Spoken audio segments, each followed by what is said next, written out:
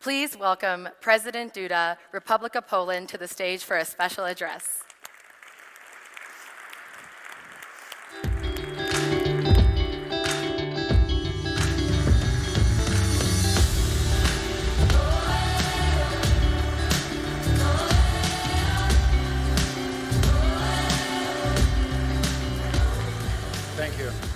Thank you very much.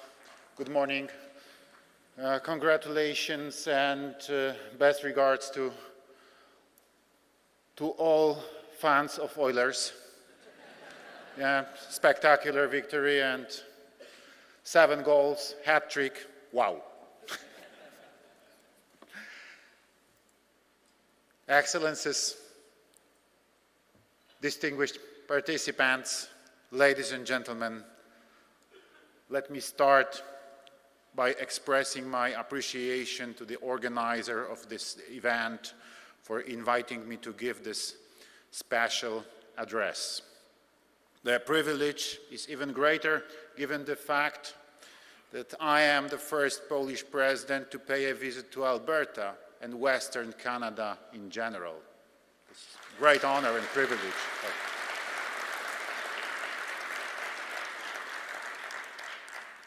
What would be the better occasion to visit this beautiful province if not the largest convention devoted to hydrogen energy technologies in North America? Calgary Stampede, perhaps. But this happens in July. Skiing on your world's best slopes perhaps will be maybe one day, after I have completed my tenure as Poland's president, I hope I will come back. It is also a great pleasure to see Madam Premier Danielle Smith. Danielle, thank you for your presence here and thank you for your speech. We had a wonderful interaction yesterday. Coming to Alberta, I knew this was a proud province, strong in values and convictions. My sentiments have only been multiplied after smelling the energy in the air and tasting the famous Alberta steaks. If it ain't Alberta, it ain't beef. I know. I already know. Ladies and gentlemen, I take it that most of you are experts in hydrogen energy technologies and that many of you remain on a daily basis in the energy realm. I'm a mere politician, so let me make a couple of general political comments first. Recently, the level of engagement between Poland and Canada has grown exponentially. In the last 2 years only, Prime Minister Trudeau visited Poland 3 times. During my present stay in Canada, I also had a chance to meet the Prime Minister. Moreover, over the last years, we have witnessed numerous visits of federal and provincial high-level politicians and, perhaps more importantly, business delegations. The close cooperation between Poland and Canada got both more intensive and more extensive by our joint commitment to support Ukraine against the barbaric Russian aggression. The level of support Polish citizens and Polish institutions provided to Ukrainian defenders and Ukrainian refugees has resonated well worldwide. I have to admit, I was positively surprised to learn that in 2022, according to a Canadian survey, Poland, along with Australia, was the most positively viewed country in the whole world by Canadians. I assure you that the feelings Poland and Poles have towards Canada are the same, absolutely the same.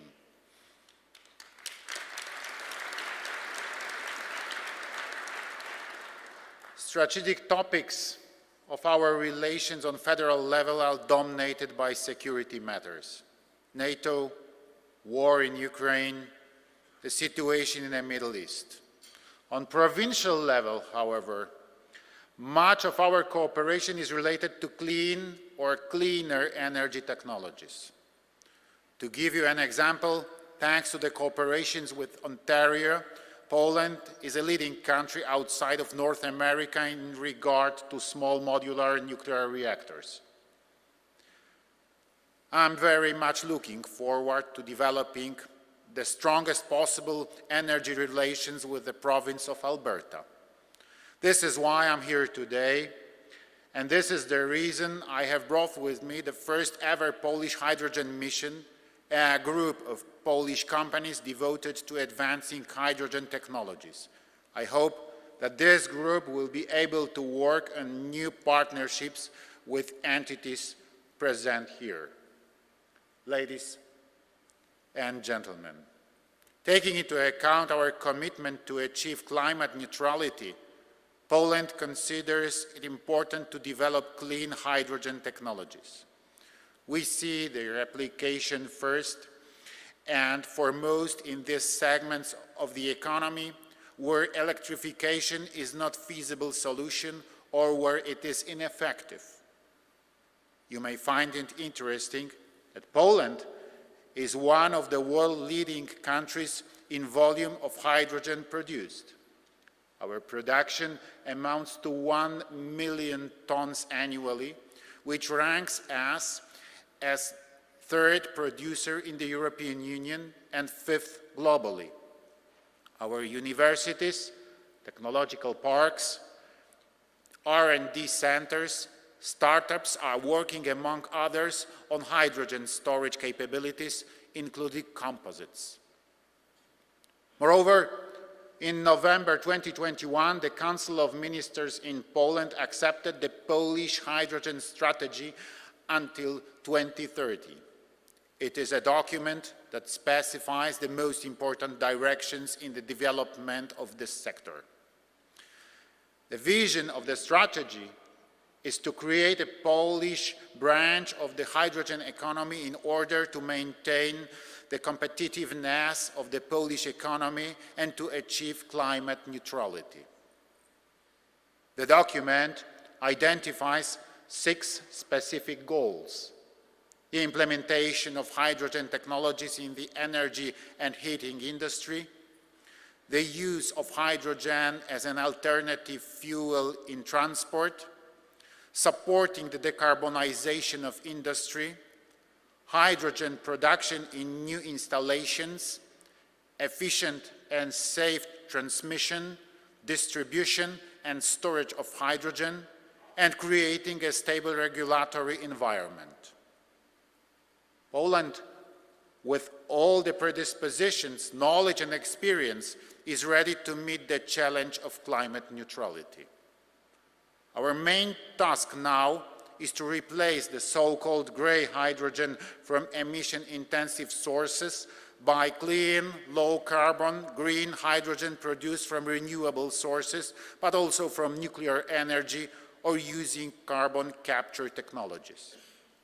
From that point of view, wide application of hydrogen technologies can be an opportunity for close collaboration between Polish and Canadian companies.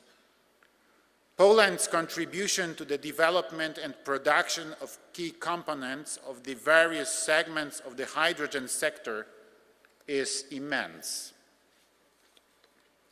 Let's look at production.